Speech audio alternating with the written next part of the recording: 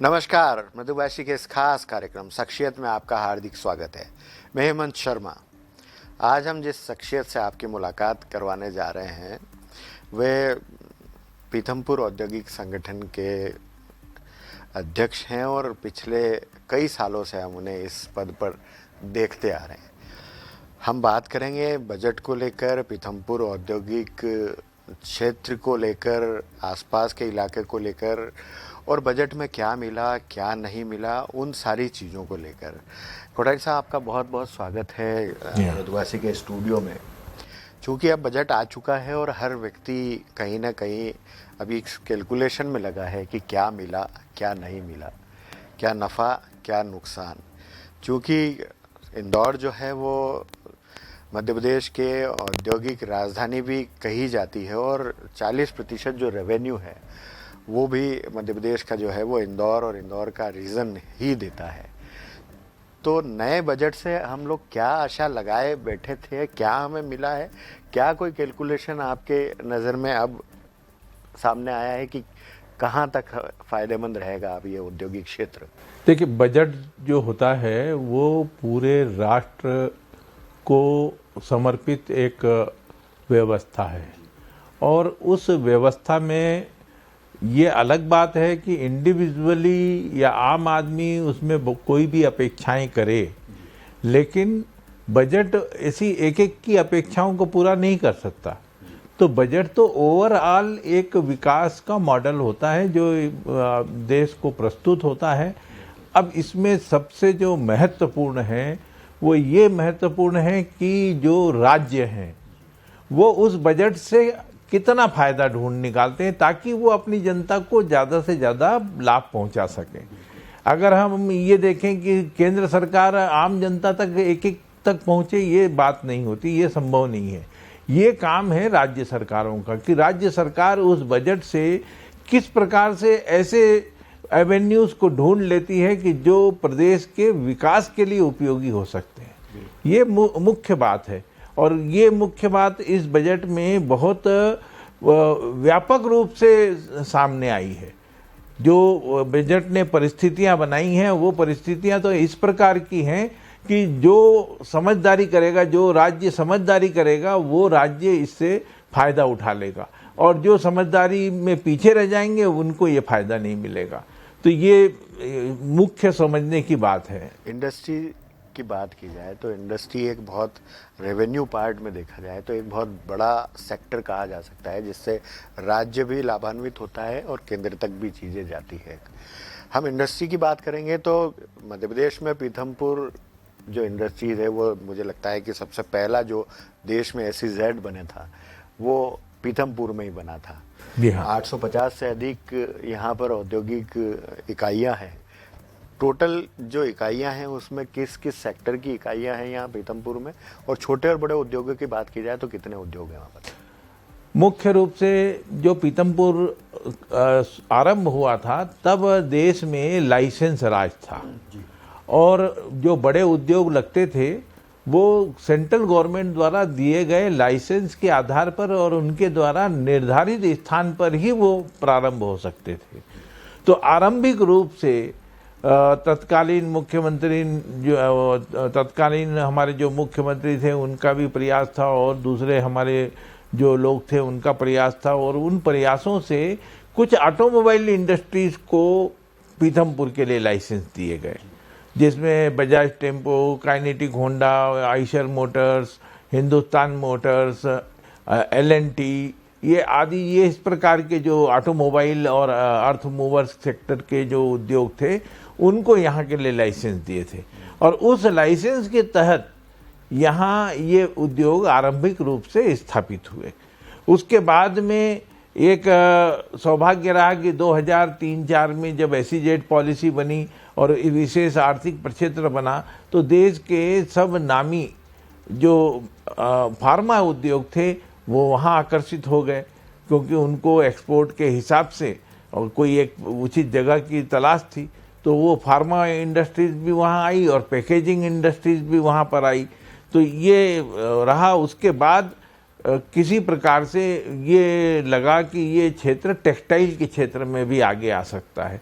और चूंकि देश का 13% कपास मध्य प्रदेश में उत्पादित होता है और वो पहले मध्य प्रदेश में उपयोग नहीं हो रहा था, वो दूसरी जगह जा रहा था और हमारी जो मिलें थी वो तो एक एक करके बंद होती गई।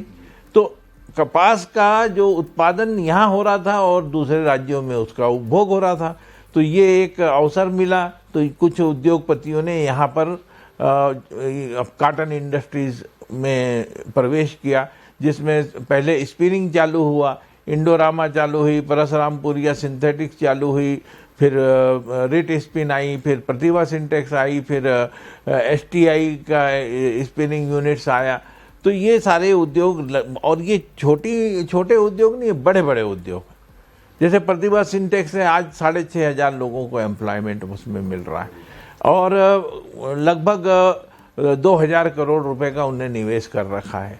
और इंटीग्रेटेड यूनिट है, कपड़ा तक यहाँ बनता है और कपड़ा बनने के बाद उसकी सिलाई भी यहाँ होती है और सिलाई होने के बाद में विदेशों में बड़े ब्रांड से वो कपड़ा वो यहाँ से जाता है, बिकता है। ये टी-शर्ट्स है, ट्राउजर्स हैं, ये सब बड़े बड़े ब्रांड के जो हैं वो पीथमपुर में बन रहे हैं। देखा जाए तो टेक्सटाइल हुआ, ऑटोमोबाइल सेक्टर हुआ, पैकेजिंग सेक्टर हुआ और फार्मास्यूटिकल्स हुए, तो ये एक स्ट्रेंथ कही जा सकती है पूरे पीथमपुर। ये स्ट्रेंथ भी है और विशेष करके ऑटोमोबाइल जो सेक्टर है, तो ऑटोमोबाइल सेक्टर झुंड में उड़ने वाली चिड़िया है, अकेले नहीं उड़ती, उसको बहुत सारी सब्सिडीज चाहिए, क्योंकि एक ऑटोमोबाइल के निर्माण में हजारों पुर्जे लगते हैं और उन हजारों पुर्जों का निर्माण जो है वो एंसिलरीज करती है, उन छोटी छोटी जो वेंडर इकाइयां हैं वो करती हैं। तो इस प्रकार से जो ऑटोमोबाइल सेक्टर पर्टिकुलर है उसके साथ छोटे उद्योगों का विकास बहुत यानी अवश्यंभावी है और ये संभावनाएं मध्य प्रदेश में थी। बड़े उद्योगों की बात की जाए, जैसे हम चारों जो स्ट्रेंथ है पीथमपुर की, उन उद्योगों के एक्सपांशन की क्या स्थितियां हैं? क्या एक्सपांशन कर रहे हैं या कुछ नई यूनिट्स भी वहां पर आने वाली है? या नहीं, लगातार एक्सपांशन हुआ। जो ब्रिज स्टोन है, टायर बना रही है, उसने आरंभिक रूप से 300 करोड़ रुपए इन्वेस्ट किए थे। आज उनका इन्वेस्टमेंट जो है वो 1100-1200 करोड़ पे पहुंच गया है और वो आगे की फिर प्लानिंग कर रहे हैं। जो आइशर मोटर है उनने भी आरंभिक रूप से 200-250 करोड़ रुपए से इन्वेस्टमेंट किया था, आज वो करीब 3400 करोड़ रुपए का इन्वेस्टमेंट कर चुके हैं। तो ये सौभाग्य की बात है कि जैसे फोर्स मोटर है, फोर्स मोटर का भी लगातार एक्सपांशन हुआ है। फिर मान इंडस्ट्री, मान ट्रक का यूनिट यहाँ लगी, अब हालांकि उसको फोर्स मोटर ने टेक ओवर कर लिया, पर वो मान ट्रक भी जो है वो यहाँ बन रहे हैं। तो इस प्रकार से लगातार एक्सपांशन तो हो रहा है जो आ गए थे, लेकिन ये एक थोड़ा दुर्भाग्यपूर्ण रहा कि जो आ गए वो आ गए, उसके बाद जो नए हैं उनके आने में थोड़ी सी कठिनाई रही। देखिए, पीथमपुर आने के बाद और लगभग 1992 के बाद जब हमने ग्लोबलाइजेशन को अपनाया, तो उसके बाद में विदेशी बहुत सारी गाड़ियों की मैन्युफैक्चरिंग हिंदुस्तान में स्टार्ट हुई। लेकिन ये दुर्भाग्यपूर्ण रहा कि पीथमपुर छोड़ करके मनेसर है, नोएडा है, गुड़गांव है, महाराष्ट्र है, चेन्नई है, यहाँ ये उद्योग स्थापित हुए, पीथमपुर नहीं आए। वो उसके पीछे में सिर्फ एक कारण था कि हमारी जो टैक्सेशन पॉलिसी थी वो पॉलिसी रैशनलाइज नहीं थी। उस समय हमारी सरकार ने ये ध्यान नहीं दिया कि हमें अपनी टैक्स की पॉलिसी को कैसा रखना है ताकि उद्योग आकर्षित हों। दूसरे राज्यों में जहाँ टैक्स कम था वहाँ पर उद्योगों ने अपना ठिकाना बना लिया और जहाँ टैक्स के आकर्षण थे वहाँ ठिकाना बना लिया, लेकिन यहाँ चूंकि टैक्सेशन का वो नहीं था। शुरू में मैंने एक बात कही कि ऑटोमोबाइल झुंड में उड़ने वाली चिड़िया है, यानी यहाँ वेंडर्स उपलब्ध होना चाहिए थे, लेकिन जो हमारी टैक्स पॉलिसी थी उसके कारण से पीथमपुर में उतनी संख्या में वेंडर्स नहीं तैयार हो पाए जितनी संख्या में ऑटोमोबाइल को चाहिए। टैक्सेशन को लेकर जो पुरानी सरकारों ने गलतियां की, क्या नई सरकारें अब उन पे ध्यान दे रही है? अब देखिए, टैक्सेशन का ये मामला चला 2003-4 तक, जब तक कि वेट आया। वेट आने के बाद में करीब करीब देश भर में समान रूप से टैक्स की स्थिति हो गई हर चीज़ पे। और उसके बाद में अब जीएसटी आ गया, तो जीएसटी में तो पूरा देशव्यापी एक ही कर व्यवस्था है।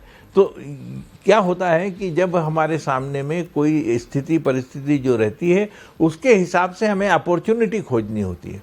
हम अगर उस अपॉर्चुनिटी को पकड़ लेते हैं तो निश्चित रूप से हमारे विकास का दरवाज़ा खुल जाता है। अगर हम उस अपॉर्चुनिटी को नहीं पकड़ते तो वो वन टाइम अपॉर्चुनिटी होती है।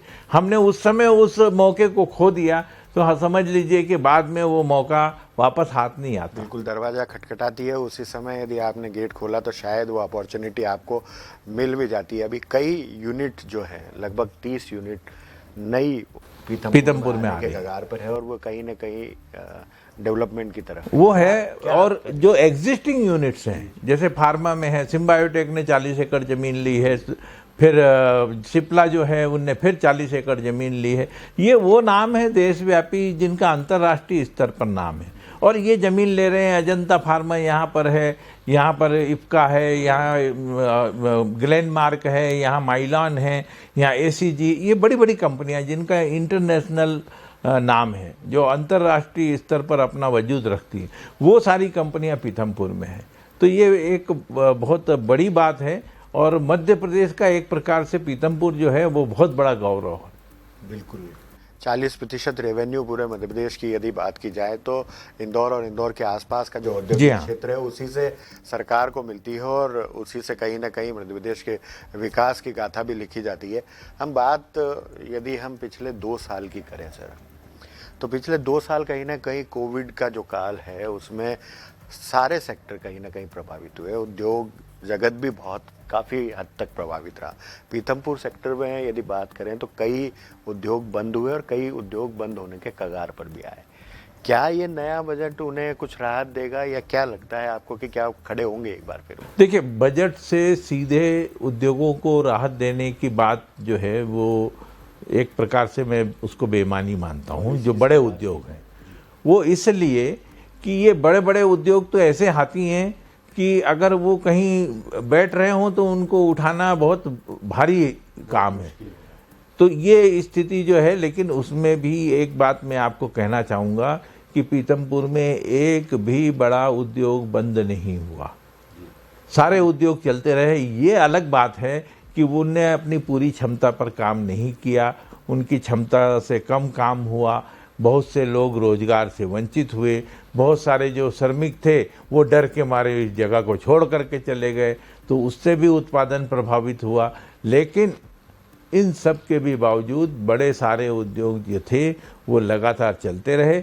सबसे जो कठिनाई आई वो थी मध्यम और लघु उद्योगों की। वो इस दौर में पिसा गए हैं। ये मॉर्टिलिटी की बात मैं नहीं कहता क्योंकि बहुत ज़्यादा मरे तो नहीं हैं, लेकिन बहुत से ऐसे हैं कि मरे से भी बदतर हो गए हैं। उनकी स्थिति ये है कि न बैंकें उनको पैसा दे पा रही है क्योंकि टर्नओवर उनका पिछला टर्नओवर कम है। बैंक देखती है कि आपका टर्नओवर बढ़ा है तो हम एक्स्ट्रा पैसा दें। फिर रॉ मटेरियल की कीमतें 40% तक बढ़ गई है। तो जब रॉ मटेरियल की कीमतें बढ़ती हैं तो वर्किंग कैपिटल की रिक्वायरमेंट बढ़ जाती है, और वर्किंग कैपिटल की रिक्वायरमेंट बढ़ती है तो वो बैंकों से ही पूरा हो सकती है। तो यहाँ पर जो रोल था वहाँ सरकार का रोल था। उस समय 20 लाख करोड़ का एक पैकेज, आपको ध्यान होगा, 20 लाख करोड़ का एक पैकेज सरकार ने दिया था। अब उस पैकेज में हर उद्योग को बैंकों से 20% एक्स्ट्रा कम ब्याज पर लोन दिया गया, लेकिन वो सफिशिएंट नहीं था। कारण उस समय जो परिस्थितियां बनी थी तो वो जो लोन का पैसा था वो तो घाटे में चला गया, पूरा हो गया वो। लेकिन अब स्थिति यह है कि उसके चुकाने का टाइम आ गया। तो जब उसके चुकाने का टाइम आ गया तो अब वो उद्योग पेशो पेश में है कि चुकाएंगे कैसे, क्योंकि वो पैसा तो उस समय जब हमारी स्थिति खराब थी उस समय भुगतान करने में निकल गया। तो और आज रॉ मटेरियल की कीमतें बढ़ गई हैं तो वर्किंग कैपिटल की रिक्वायरमेंट बढ़ गई है। तो ये सारी परिस्थितियां हैं जिसका विशेष रूप से अध्ययन केंद्र और राज्य सरकारों द्वारा किया जाना चाहिए। इस बजट में हालांकि कुछ प्रावधान रखे गए हैं, क्रेडिट गारंटी स्कीम को और आगे कंटिन्यू किया गया है, लेकिन वो कितना सहयोगी होगा ये आने वाले समय में मालूम पड़ेगा। उसको हम अभी से प्रेडिक्शन उसका नहीं कर सकते। तो ये अभी, लेकिन विशेष रूप से लघु मध्यम उद्योगों को हथेली लगाने की जरूरत है। Madhya Pradesh industrial development corporation बना दिया गया, सारे एकेवीएंस को उसमें मर्ज कर दिया गया। ऐसे में कितनी परेशानियां, क्योंकि मुख्यालय अब भोपाल हो चुका है, ऐसे में जो दिक्कतें हैं जो इंडस्ट्रियल एरियाज़ की, वो कहाँ तक आपको पेश आती है, कहाँ कितना निर्भर रहना पड़ता है अब? देखिए, जो सारी रेवेन्यू है इंडस्ट्रियल ग्रोथ सेंटर्स की, उसमें 90% रेवेन्यू इंदौर रीजन की थी। इंदौर रीजन में इंदौर और उज्जैन दोनों ही रीजन हैं, तो 90% रेवेन्यू यहाँ से थी। जब यहाँ पर एकेवीएन अपने आप में इंडिपेंडेंट था, तो एकेवीएन का जो मुखिया होता था एमडी होता था, और एकेवीएन की बोर्ड जो है वो एमपीआईडीसी के अंतर्गत, वो उसकी चेयरमैनशिप के अंतर्गत होती थी। लेकिन यहाँ जो राशि एकत्रित होती थी उसका खर्च यहीं होता था, उस खर्च को यहीं डिसाइड किया जाता था। आज जब इसको मर्ज कर दिया गया और भोपाल ले जाया गया, तो सबसे ज़्यादा कठिनाई जो है वो लोकल औद्योगिक क्षेत्र उसको महसूस कर रहे हैं। कल तक ये स्थिति थी कि अगर किसी रोड में गड्ढा है और मैं जाकर के फ़ोन करके या जा करके बता दूं कि साहब ये गड्ढा है, तो मालूम पड़ता था दूसरे दिन वो गड्ढा भरा दिया गया। वो छोटी छोटी परेशानियां जो है, लेकिन आज ये स्थिति है कि उस गड्ढे का प्रपोजल भोपाल जाएगा। तो ये जो कठिनाई पैदा हुई है, फिर बहुत सारे ऐसी प्रॉब्लम्स हैं जिनके बारे में हम जब यहाँ बताते हैं तो उन प्रॉब्लम्स की फाइल बन करके भोपाल जाती है, और वो भोपाल में उस पर कब डिसीजन होगा ये मालूम नहीं पड़ता। जबकि यहाँ ऑफिस रहने से और यहाँ निर्णय लेने की स्थिति बनने से उस समय तक हम अपने पूरे दबाव बना करके और उसकी गंभीरता को समझा करके, जो भी समस्या उसकी गंभीरता को समझा करके वो काम निराकृत करा लिया करते थे, जो समस्या उसको निराकृत करा लिया करते थे। अब आप देखिए, पिछले रेनी सीजन में बहुत जगह वाटर लॉगिंग की स्थिति बनने वाली थी। हमने यहाँ जो रीजनल ऑफिस है उसको इन्फॉर्म भी किया, उनको बताया, चिन्हित करके बताया कि इस जगह में पिछली बारिश में पानी भरा था, इस बारिश में फिर भरेगा, और इसको बचने के लिए यहाँ से डाइवर्सन करना है पानी का। अब मैं बताना चाहूँगा कि वो सारे प्रस्ताव आज भी जो मानसून के पहले भेजे गए थे वो आज भी भोपाल में लंबित है। उनके पाइप आकर के पड़ी है, लेकिन वो पाइप अभी तक डलना तय नहीं हो पाया।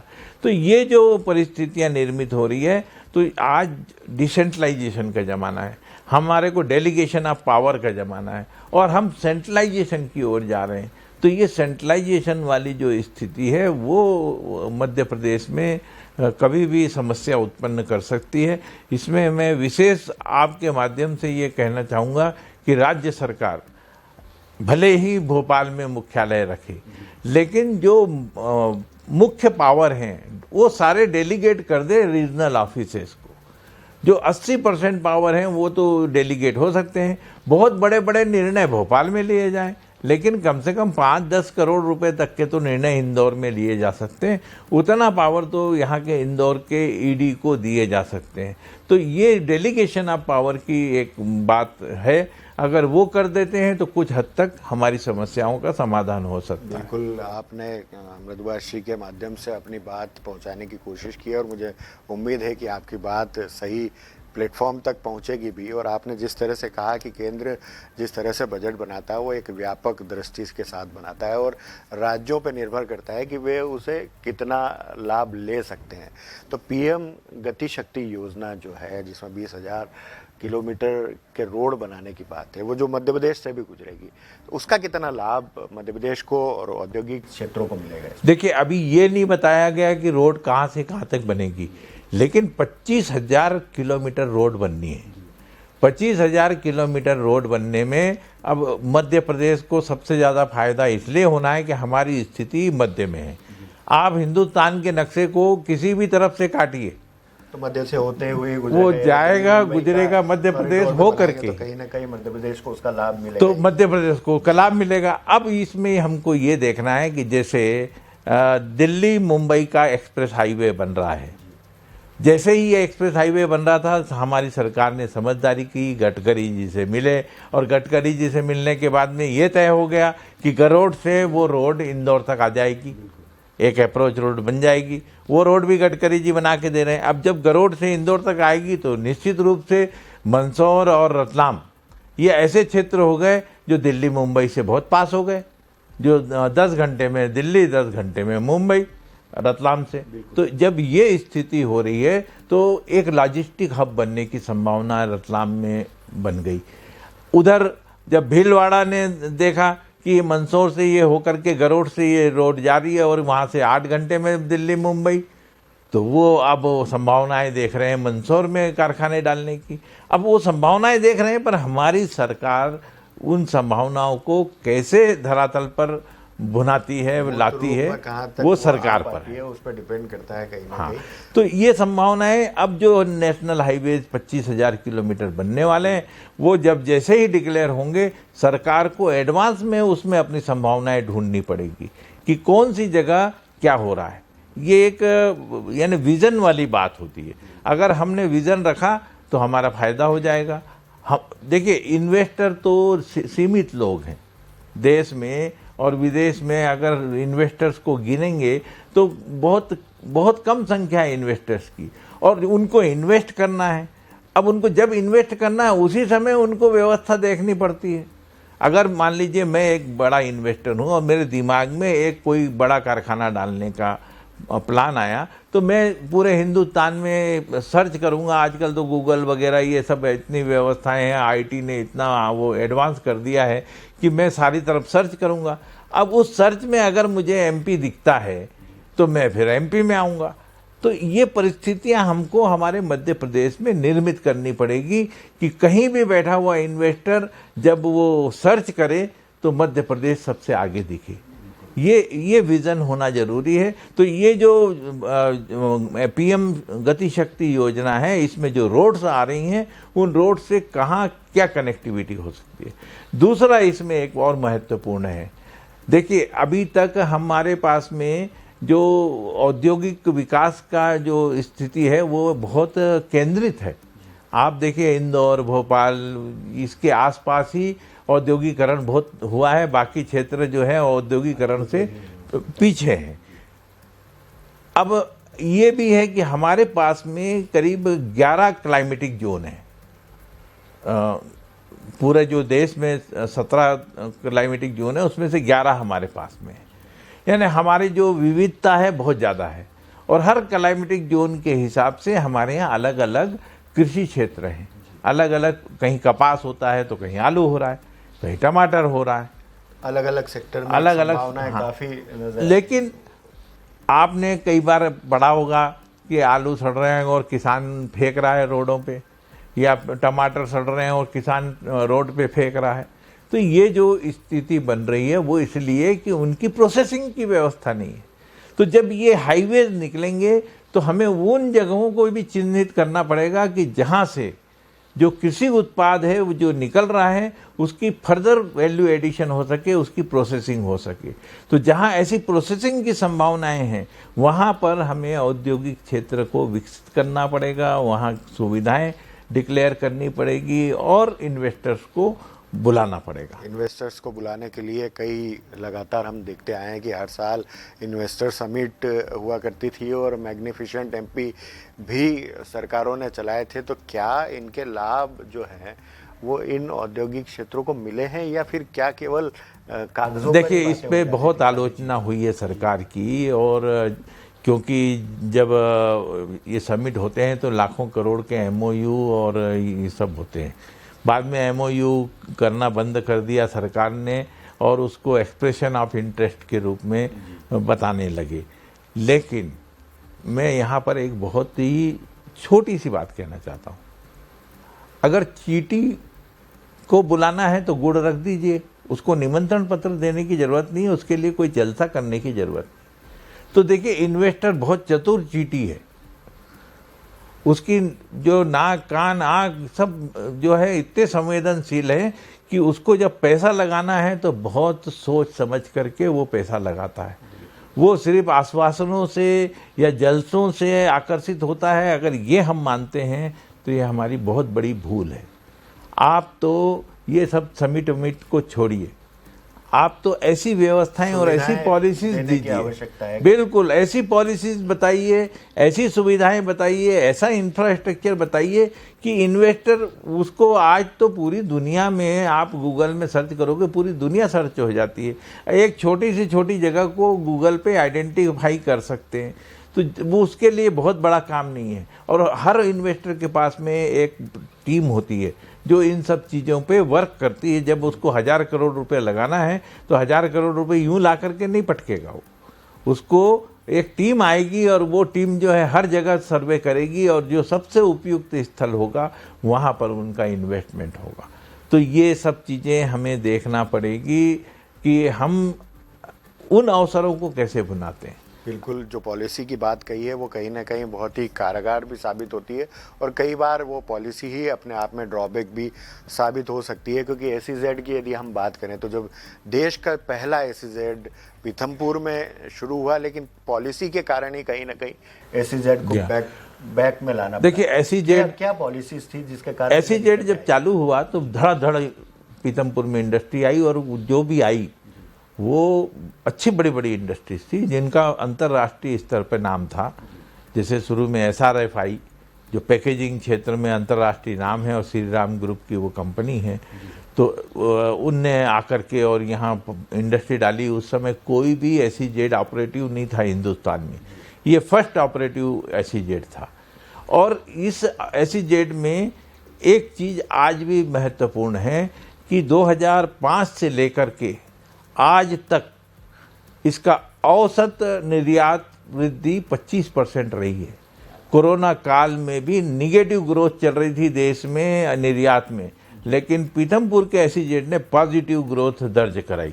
तो ये एक सोचने की बात है कि SEZ एक सक्सेसफुल मॉडल था। जिस सरकार ने इस सक्सेसफुल मॉडल को खड़ा किया उसी सरकार के द्वारा एक गलती से ये सक्सेसफुल मॉडल अनसक्सेसफुल हो गया। उनने उस समय इनकम टैक्स में मिनिमम अल्टरनेटिव टैक्स प्रपोज कर दिया और मिनिमम अल्टरनेटिव टैक्स में 18% टैक्स जब उद्योग को लगने की बात आ गई, जो यानी प्रॉफिट ना होते हुए भी नोशनल प्रॉफिट पे 18% टैक्स लगाने की बात आई, तो निश्चित रूप से लोगों को लगा कि अब SEZ में लगाओ या बाहर लगाओ एक ही बात है, तो फिर SEZ में क्यों जाना। तो कहीं ना कहीं लोग वहाँ इन्वेस्ट, तो वो इन्वेस्टमेंट रुक गया। हमारे पास SEZ 1100 एकड़ का था, 1137 एकड़ का था, उसमें से 300-400 एकड़ ज़मीन खाली थी। आखिर में उस खाली ज़मीन को डीनोटिफाई करा करके और जनरल इंडस्ट्रीज़ को देना पड़ा। तो ये SEZ जो सक्सेसफुल मॉडल था वो किसी एक गलती से अनसक्सेसफुल मॉडल हो गया। आज निर्मला जी फिर उस SEZ को लेकर के आ रही हैं। तो ये बात तो सही है कि उनके ये समझ में आया कि ये मॉडल तो सक्सेसफुल था। तो ये मॉडल सक्सेसफुल मॉडल हमेशा सक्सेसफुल रहेगा बशर्ते कि उसमें जो गलतियां हुई है वो ना दोहराई जाए, उसमें सुधार वो गलतियां ना दोहराई जाए तो निश्चित रूप से ये मॉडल अच्छा होगा। और इस मॉडल से मध्य प्रदेश में कई SEZ खुल जाएंगे, जगह जगह SEZ खोलने की हमारे पास में संभावनाएं हैं। इंदौर के आसपास ही बहुत सारे SEZ खोले जा सकते हैं। IT सेक्टर में तो SEZ आ रहे हैं, इंदौर में 2 IT सेक्टर के SEZ आ गए हैं और दूसरे सेक्टर में जो मैन्युफैक्चरिंग सेक्टर है उसमें SEZ आने की संभावनाएं बहुत ज़्यादा है। और इस पे सरकार को, जो हमारी मध्य प्रदेश सरकार है उसको भी, और केंद्र सरकार जब SEZ पॉलिसी बनाए तो उसको ध्यान रखना जरूरी है। डिफेंस को लेकर भी जो पॉलिसी अभी देखिए सरकार लेके आई है जिसमें कहीं ना कहीं मऊ और जबलपुर ये बहुत ही बड़ी बात की है इस बार हमारे वित्त मंत्री जी ने कि 68% डिफेंस प्रोक्योरमेंट डोमेस्टिक होगा। अब देखिए डिफेंस के इक्विपमेंट अभी जैसे हमारे यहाँ ये जबलपुर में 5 ऑर्डिनेंस फैक्ट्रियाँ हैं और वहाँ पर ऑलरेडी डिफेंस का आइटम बन रहा है। उसके बहुत से पार्ट जो हैं वो ये यहाँ इंदौर से भी भेजे जाते हैं। तो इंदौर में इसका मतलब डिफेंस के पार्ट बनाने की, इक्विपमेंट बनाने की कैपेसिटी है। ऐसे ही जो इसमें इक्विपमेंट्स वगैरह लगते हैं उनके लिए जो मशीनें लगती है वो सारी मशीनें, एडवांस मशीनें पीथमपुर में उपलब्ध है। अगर पीथमपुर में डिफेंस के ये प्रोडक्ट लिए जाएं तो निश्चित रूप से पीथमपुर में काफ़ी अच्छा विकास हो सकता है और पीथमपुर में जो नए उद्योग आ रहे हैं वो भी डिफेंस के हिसाब से प्लान हो सकते हैं। इसमें एक और बात मैं जोड़ना चाहूँगा, जो हम विदेशों को ऑर्डर देते हैं डिफेंस सेक्टर के, उसमें एक क्लाज होता है डिफेंस ऑफसेट का, यानी जो हम आपसे खरीदेंगे उसमें से 30% सामान हमारे हिंदुस्तान का बना हुआ लगना चाहिए। ये बात बहुत कम लोग जानते हैं, लेकिन मुझे चूंकि हम महू से बिल्कुल लगे हुए हैं और वहाँ पर तो रिटायर्ड कर्नल वर्नल बहुत सारे जो सीनियर अधिकारी वहाँ हैं, वो बार बार आकर के हमको कहते हैं कि ये बहुत बड़ी अपॉर्चुनिटी है जो डिफेंस ऑफसेट है और उसके लिए सारी कैपेसिटी पीथमपुर में अवेलेबल है, आप लोग इसको क्यों नहीं प्रयास करते। अब एक एसोसिएशन के लेवल पे हम बहुत छोटे लोग हो जाते हैं, इसमें प्रयास होना चाहिए स्टेट लेवल पर और सेंट्रल लेवल का अलग सहयोग होना चाहिए, क्योंकि इसमें जब बात आती है तो सीधा रक्षा मंत्रालय में घुसने तक की बात होती है। तो एक यहाँ का उद्योगपति रक्षा मंत्रालय में वहाँ दरवाजे में ही नहीं घुसने देंगे, क्योंकि वो तो बड़ा सिक्योर्ड एरिया होता है। तो ये इस बात को हमको कहीं ना कहीं समझना होगा कि मध्य प्रदेश के पास में डिफेंस इंडस्ट्रीज के लिए बहुत ज़्यादा संभावनाएं हैं और चूंकि अब 68% प्रोक्योरमेंट डिफेंस का, और अभी डिफेंस का तो बजट भी लगातार बढ़ाए जा रहे हैं, तो अभी करीब करीब 5 लाख करोड़ रुपए का बजट डिफेंस के लिए है।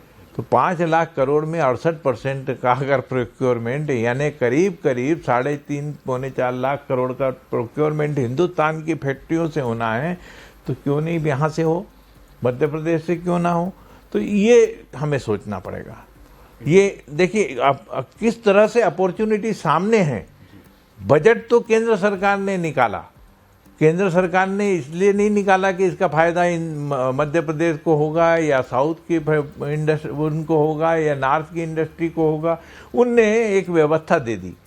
अब ये आपकी कुवत है कि आप उसको कैसे ग्रैब करते हो, किस प्रकार से उसमें से अपना फायदा निकालते हो, ये जरूरी है। इंटरनेशनल कार्गो की बात की जाए तो सर पीथमपुर औद्योगिक क्षेत्र में कितनी व्यापक संभावनाएं जो है वो कितनी व्यापक हो पाई, क्योंकि कार्गो को लेकर काफ़ी लंबे समय से आप लोग भी प्रयास करते रहे और इंडस्ट्रीज भी इंतज़ार करती रही कि कहीं ना कहीं चाहे फार्मास्यूटिकल्स हो चाहे दूसरे जो पैकेजिंग डिपार्टमेंट है वो सारी चीज़ों को देखिए हमारे यहाँ से निर्यात तो हो रहा है, लेकिन निर्यात में ये जो यातायात की जो परिवहन की जो लागत होती है वो बहुत इम्पॉर्टेंट होती है। अब मैं 2001 से लगातार यहाँ इंदौर से JNPT के पोर्ट तक परिवहन के लिए रेल लाइनों की बात कर रहा हूँ। इंदौर दाहोद, इंदौर धार छोटा उदयपुर, इंदौर मनमाड़, इंदौर खंडवा, इन सब की बात मैं लगातार कर रहा हूँ और इस संबंध में मैंने काफ़ी रिसर्च करी और सरकार तक मैंने बात पहुँचाई भी।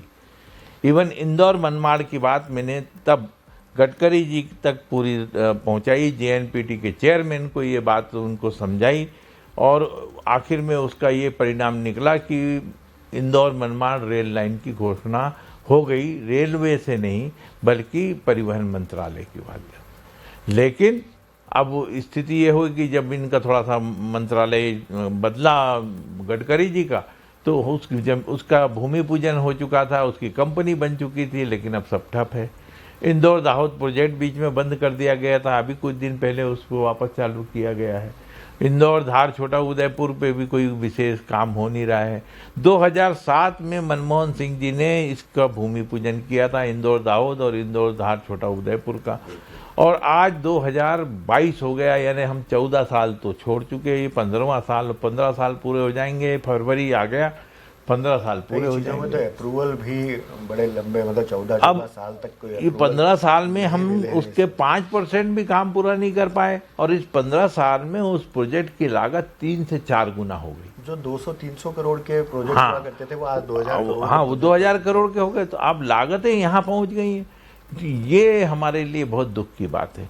हम एक तो लैंड लॉक स्टेट है, हमारे पास कोई समुद्र तो है नहीं, हमें तो पोर्ट तक पहुंचना है, चाहे गुजरात का पोर्ट हो चाहे बम्बई JNPT हो, तो वहाँ हमें पहुँचना है। और पहुँचने के लिए अब स्थिति ये है कि पीतमपुर से पहले लोडिंग होती है, रोड से जाती है, फिर वो जाता है रतलाम, फिर रतलाम में हफ्ते में 2 दिन लोडिंग होती है। तो ऐसा करके जो माल हमारा 24 घंटे 48 घंटे में पहुंचना चाहिए वो 14 से 21 दिन में पहुंच रहा है। अब एक्सपोर्ट में टाइम कमिटमेंट होता है, अगर हम उस टाइम कमिटमेंट से चूक जाएं तो हमारा बड़ा नुकसान हो सकता है, इस बात को भी ध्यान रखना पड़ता है।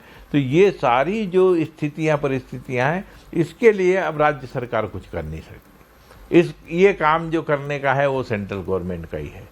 और मैं ये कहना चाहूँगा कि सबसे सस्ता ट्रांसपोर्टेशन रेलवे का होता है, रोड ट्रांसपोर्टेशन फिर भी महंगा है।